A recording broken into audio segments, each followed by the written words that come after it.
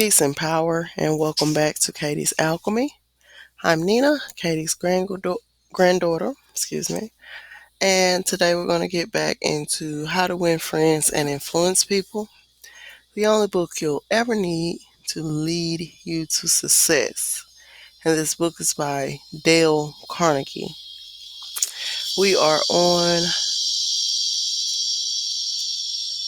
part 3, chapter 4, and the first couple of principles in part 3 was principle number 1: the only way to get the best of an argument is to avoid it.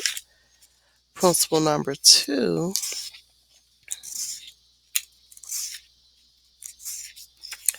which was show respect for the other person's opinion. Never say you're wrong. And principle 3: if you're wrong, admit it quickly and emphatically.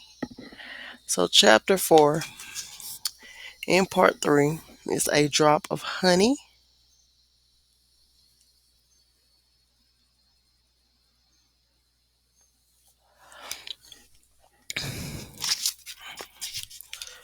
If your temper is aroused and you tell them a thing or two, you will have a fine time unloading your feelings. But what about the other person? Will he share your pleasure? Will your belligerent tones, your hostile attitude, make it easy for him to agree with you? If you come at me with your fist doubled, said Woodrow Wilson, I think I can promise you that mine will double as fast as yours. But if you come to me and say, let us sit down and take counsel together, and if we differ from each other, understand why it is that we differ, just what the points at issue are, we will presently find that we are not so far apart after all, that the points on which we differ are few, and the points on which we agree are many, and that if we only have the patience and the candor and the desire to get together, we will get together. Nobody appreciated the truth of Woodrow Wilson's statement more than John D. Rockefeller Jr. back in 1915. Rockefeller was the most fiercely despised man in Colorado. One of the bloodiest strikes in the history of American industry, had been shocking the state for 2 terrible years. Irate, belligerent miners were demanding higher wages from the Colorado Fuel and Iron Company, and Rockefeller controlled that company. Property had been destroyed, troops had been called out, blood had been shed, strikers had been shot, their bodies riddled with bullets. At a time like that, with the air seething with hatred, Rockefeller wanted to win the strikers to his way of thinking, and he did it. How? Here's the story. After weeks spent in making friends, Rockefeller addressed the representatives of the strikers. This speech in its entirety is a masterpiece. It produced astonishing results. It calmed the tempestuous waves of hate that threatened to engulf Rockefeller. It won him a host of admirers. It presented facts in such a friendly manner that the strikers went back to work without saying another word about the increase in wages for which they had fought so violently. The opening of that remarkable speech follows. Note how it fairly glows with friendliness. Rockefeller, remember, was talking to men who a few days previously had wanted to hang him by the neck to a sour apple tree. Yet he couldn't have been more gracious, more friendly, if he had addressed a group of medical missionaries. His speech was radiant with such phrases as, "I am proud to be here, having visited in your homes, met many of your wives and children. We meet here not as strangers but as friends, spirit of mutual friendship, our common interest. It is only by your courtesy that I am here." "This is a red letter day in my life," Rockefeller began.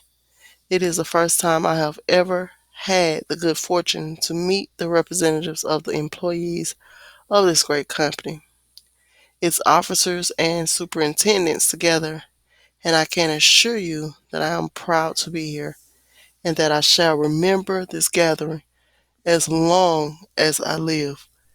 Had this meeting been held 2 weeks ago, I should have stood here, a stranger to most of you, recognizing a few faces. Having had the opportunity last week of visiting all the camps in the southern coalfield and of talking individually with practically all of the representatives, except those who were away, having visited in your homes, met many of your wives and children, we meet here not as strangers, but as friends, and it is in the spirit of mutual friendship that I am glad to have this opportunity to discuss with our common interests. Since this is a meeting of the officers of the company and the representatives of the employees, it is not only by your courtesy that I am here, for I am not so fortunate as to be either one or the other. And yet I feel that I am intimately associated with you men, for in a sense I represent both the stockholders and the directors. Isn't that a superb example of the fine art of making friends out of enemies? Suppose Rockefeller had taken a different tack. Suppose he had argued with those miners and hurled devastating facts in their faces. Suppose he had told them by his tones and insinuations that they were wrong. Suppose that by all the rules of logic he had proved that they were wrong. What would have happened? More anger would have been stirred up, more hatred, more revolt. If a man's heart is ranking with discord and ill feeling toward you, you can't win him to your way of thinking with all the logic in Christendom. Scolding parents and domineering bosses and husbands and nagging wives ought to realize that people don't want to change their minds. They can't be forced or driven to agree with you or me, but they may possibly be led to if we are gentle and friendly, ever so gentle and ever so friendly. Lincoln said that in effect over 100 years ago. Here are his words. It is an old and true maxim that a drop of honey catches more flies than a gallon of gall. So with men, if you would win a man to your cause, first convince him that you are his sincere friend. Therein is a drop of honey that catches his heart, which, say what you will, is the great high road to reason.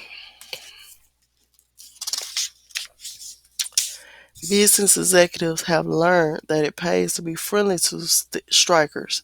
For example, when 2,500 employees in the White Motor Company's plant struck for higher wages and a union shop, Robert F. Black, then president of the company, didn't lose his temper and condemn and threaten to talk of tyranny and communists.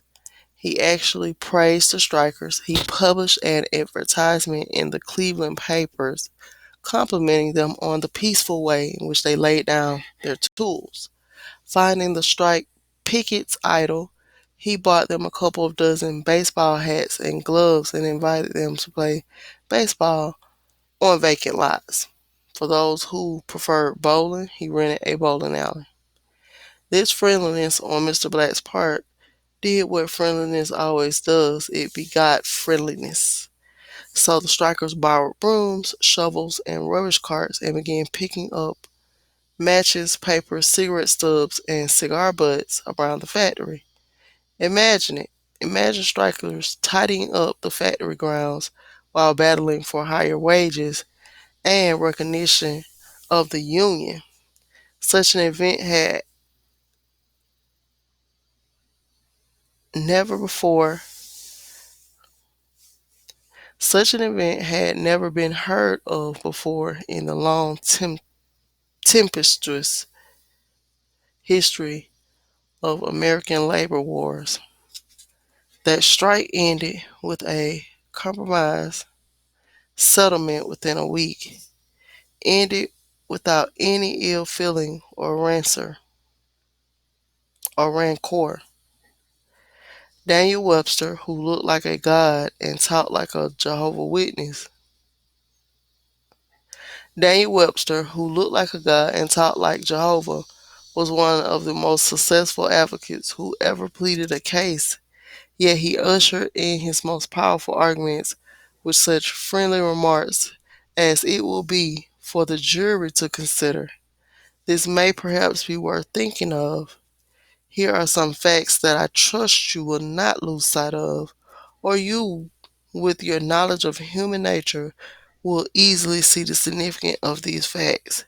No bulldozing, no high pressure methods, no attempt to force his opinions on others. Webster used a soft spoken, quiet, friendly approach, and it helped to make him famous. You may never be called upon to settle a strike or address a jury, but you may want to get your rent reduced. Will the friendly approach help you then? Let's see. O.L. Straub, an engineer, wanted to get his rent reduced, and he knew his landlord was hard boiled. I wrote him, Mr. Straub said in a speech before the class, notifying him that I was vacating my apartment as soon as my lease expired. The truth was, I didn't want to move. I wanted to stay if I could get my rent reduced, but the situation seemed hopeless. Other tenants had tried and failed. Everyone told me that the landlord was extremely difficult to deal with, but I said to myself, I am studying a course in how to deal with people, so I'll try it on him and see how it works. He and his secretary came to see me as soon as he got my letter. I met him at the door with a friendly greeting. I fairly bubbled with goodwill and enthusiasm. I then began talking about how high the rent was. I began talking about how much I liked his apartment house. Believe me, I was hearty in my approbation and lavish in my praise. I complimented him on the way he ran the building and told him I should like so much to stay for another year, but I couldn't afford it. He had evidently never had such a reception from a tenant. He hardly knew what to make of it. Then he started to tell me his troubles, complaining tenants. One had written him 14 letters, some of them positively insulting. Another threatened to break his lease unless the landlord kept the man on the floor above from snoring. What a relief it is, he said, to have a satisfied tenant like you. And then, without my even asking him to do it, he offered to reduce my rent a little. I wanted more, so I named the figure I could afford to pay, and he accepted without a word. As he was leaving, he turned to me and asked, what decorating can I do for you? If I had tried to get the rent reduced by the methods the other tenants were using, I am positive I should have met with the same failure they encountered. It was a friendly, sympathetic, appreciative approach that won. Dean Woodcock of Pittsburgh, Pennsylvania, is the superintendent of a department of the local electric company. His staff was called upon to repair some equipment on top of a pole. This type of work had formerly been performed by a different department and had only recently been transferred to Woodcock's section. Although his people had been trained in the work, this was the first time they had ever actually been called upon to do it. Everybody in the organization was interested in seeing if and how they could handle it. Mr. Woodcock, several of his subordinate managers and members of other departments of the utility went to see the operation. Many cars and trucks were there, and a number of people were standing around watching the two long men on top of the pole. Glancing around, Woodcock noticed a man up the street getting out of his car with a camera. He began taking pictures of the scene. Utility people were extremely conscious of public relations, and suddenly Woodcock realized that this setup looked like to the man with the camera, overkill. Dozens of people being called out to do a two-person job. He strode up the street to the photographer. I see you're interested in our operation. Yes, and my mother will be more than interested. She owns stock in your company. This will be an eye-opener for her. She may even decide her investment was unwise. I've been telling her for years there's a lot of waste motion in companies like yours. This proves it. The newspaper might like these pictures too. It does look like it, doesn't it? I think the same thing in your position, but this is a unique situation, and Dean Woodcock went on to explain how this was the first job of this type for his department and how everybody from executives down was interested. He assured the man that under normal conditions, two people could handle the job. The photographer put away his camera, shook Woodcock's hand, and thanked him for taking the time to explain the situation to him. Dean Woodcock's friendly approach saved his company much embarrassment and bad publicity. Another member of one of our classes, Gerald H. Wynn of Littleton, New Hampshire, reported how by using a friendly approach he obtained a very satisfactory settlement on a damage claim. Early in the spring, he reported how by using a friendly approach he obtained a very satisfactory settlement on a damage claim. Early in the spring, he reported, before the ground had thawed from winter freezing, there was an unusually heavy rainstorm, and the water, which normally would have run off to nearby ditches and storm drains along the road, took a new course onto a building lot where I had just built a new home. Not being able to run off the water pressure built up around the foundation of the house, the water forced itself under the concrete basement floor, causing it to explode, and the basement filled with water. This ruined the furnace and the hot water heater. The cost to repair this damage was in excess of $2,000.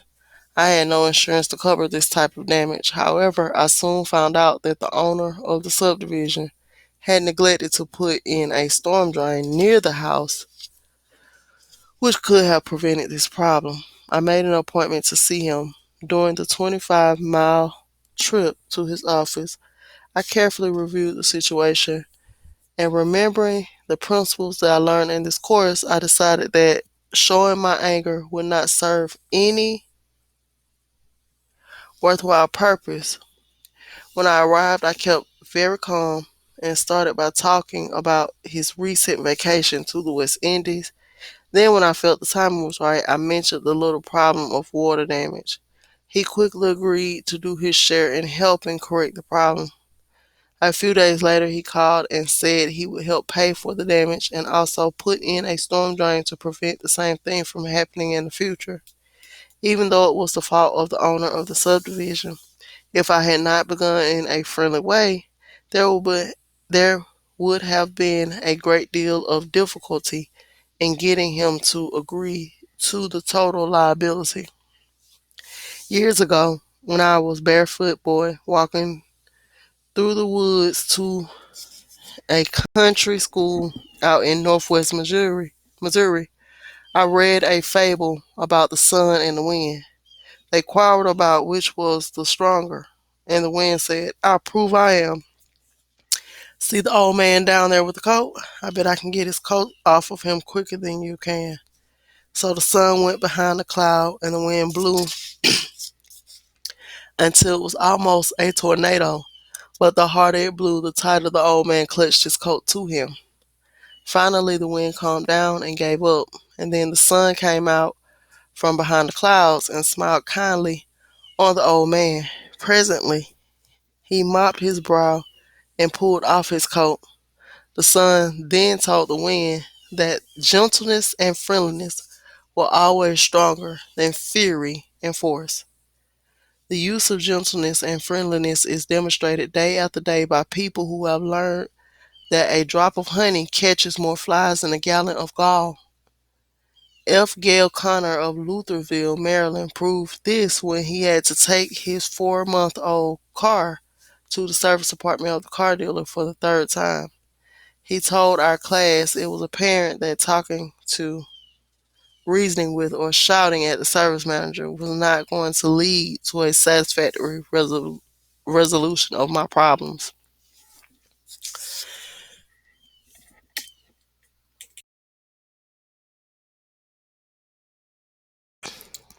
I walked over to the showroom and asked to see the agency owner, Mr. White. After a short wait, I was ushered into Mr. White's office. I introduced myself and explained to him that I had bought my car from his dealership because of the recommendations of friends who had previous dealings with him. I was told that his prices were very competitive and his service was outstanding. He smiled with satisfaction and he listened to me. I then explained the problem I was having with the service department. I thought that you might want to be aware of any situation that might tarnish your fine reputation. I added. He thanked me for calling this to his attention and assured me that my problem would be taken care of. Not only did he personally get involved, but he also lent me his car to use while mine was being repaired. Aesop was a Greek slave who lived at the court of Croesus and spun immortal fables 600 years before Christ. Yet the truths he taught about human nature are just as true in Boston and Birmingham now as they were 26 centuries ago. In Athens, the sun can make you take off your coat more quickly than the wind, and the kindliness and the friendly approach and the appreciation can make people change their mind more readily than all the bluster and storming in the world. Remember what Lincoln said: a drop of honey catches more flies than a gallon of gall. So principle number 4 is to begin in a friendly way. Peace and power, and I'm out here.